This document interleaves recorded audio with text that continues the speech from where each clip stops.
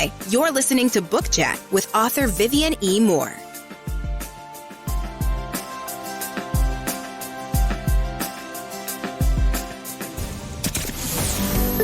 Welcome, everybody, to this week's episode. We really appreciate you joining us. This podcast really shows us how we can all learn, live, and thrive off of each other.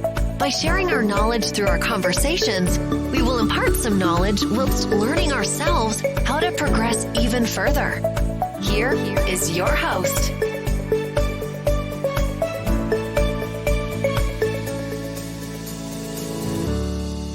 Hello and welcome to Book Chat. I am your host, author Vivian E. Moore. I hope everyone had a great week and I hope you're having an even better weekend, this Resurrection weekend. Happy Easter to one and all. All right, so we're going to get straight to today's show. The title is It's Me, Not You. And the topic is battling dissolution. You've either said or heard this before at the breakup of a relationship. It's me, not you. All right. Well, you may be guilty of it. I'm not guilty of it. I've never told anyone that before. I'm sort of a straightforward type person in things of that nature. So when it's over, it's over. Okay. But still, what started as something extraordinary sadly ended with disillusionment. The author gave it their all, but it seemed that wasn't good enough. I had you fooled there for a minute, didn't I? You thought I was talking about real relationships. This is a real relationship, but I'm not talking about those personal relationships between individuals. I'm talking about relationships between authors and their audience, or creatives and their audience. All right. So, but still, in the end, they had to bid farewell to a relationship that is no longer working. All right. That's a sad occasion when that happens, no matter if it's real or otherwise. Now, this may sound like a first world problem. It's not, because all creatives suffer relationship woes in one way or another. The drive and passion that existed in the beginning at some point started to wane. Soon, the realization set in that maybe becoming an author wasn't and more challenging than expected. Everything dreamed about didn't happen. Even the hope of becoming a best-selling author. That's hard, folks. When your dreams don't come to pass, that's hard to deal with, okay? But still, should you throw in the towel or stick it out? Okay? That's the $1 million question. Despite the fact your book was supposed to be life-changing, okay? But somewhere in the grand scheme, it all became one big disappointing mess with no way out except to part ways from your dreams. And, I don't like delivering this message, but, sometimes it's painful and true, okay? And in some situations, it is for the best. The same result every time may indicate that it is you and not your audience. No? Okay, well, I'll explain. Relationships are built on trust. The same applies to author-reader relationships. The desire to satisfy becomes overwhelming, or it can become overwhelming, and you forget why you wanted to become an author in the first place. Somewhere, the law of cause and effect turned your dreams downward. Somewhere along the way, quantity over quality became a solitary purpose.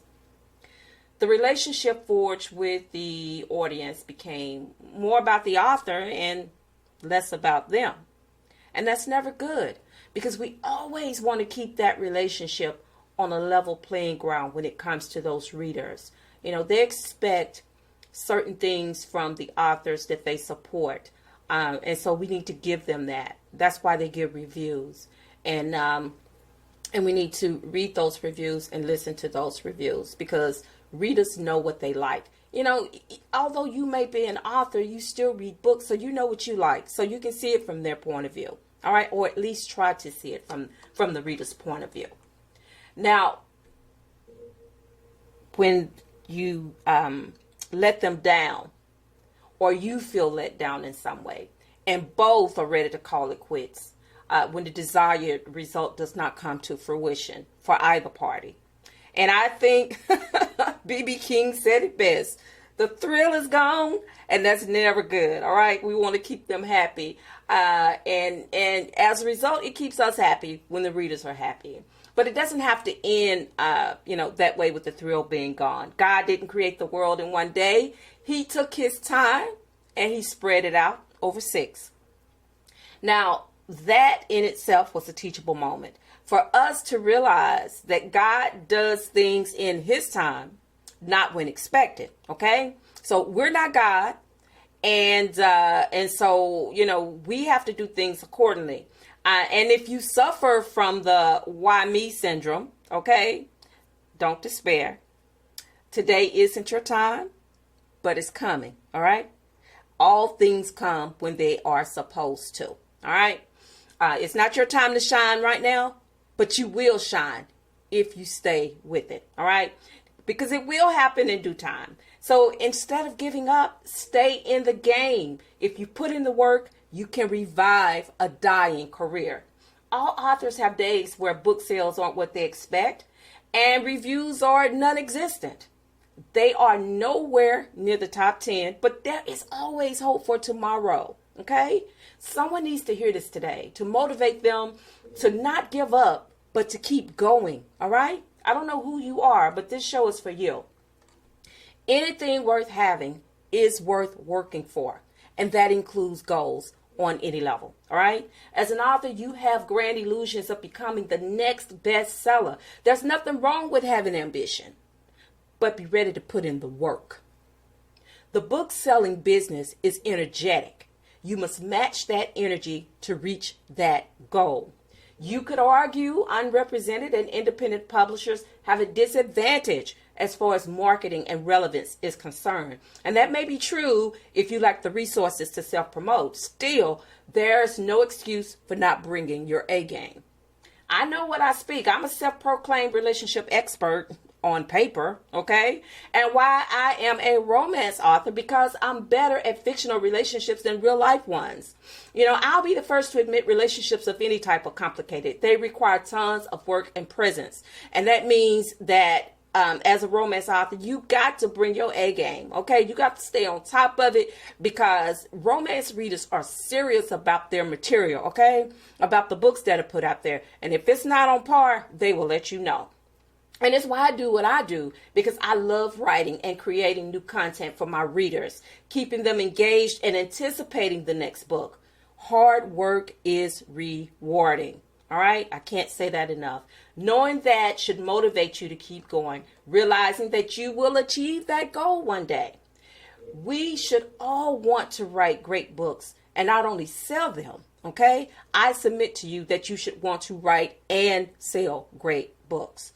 If you disagree, well, it probably is you and not the other guy. Author-reader relationships are buildable and maintainable through bonding and lasting partnerships. Most relationships end because there is little to no fire, or the chemistry is combustible and burned up too soon. Enduring authors are always fired up and ready to learn new ways to reinvent themselves to ensure a lasting flame they can rekindle, forging author-reader relationships that won't end badly, or if they do, let it end amicably. All right, so guys, that is the show for today. I kept it short and sweet because I know this is the Easter weekend and people are going out, getting their hair done, getting their outfits together for Easter Sunday, preparing their hearts and minds and their spirits to receive the word come tomorrow on Resurrection Sunday. And, I am in that group. I'm excited about it. I hope you're excited about it as well. And you can check out this show on wherever you listen to podcasts. It's available. Wherever you listen to podcasts, you can find Book Chat. It is pre-recorded right now, but we will be doing live shows soon. But for now, it's pre-recorded, but you can find it at 6 o'clock each and every Saturday. All right. Wherever you listen to podcasts. And, always remember that tomorrow is not promised. Today may be the only chance you get to say that. So on that note, I love you. I hope you love me back. Until the next time you hear my voice, God bless you and goodbye.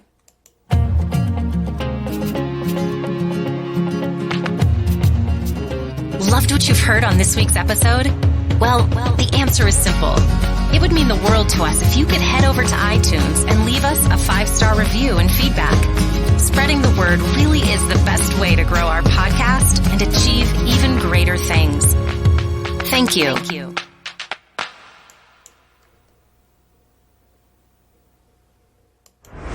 Thanks for listening. Thanks for joining us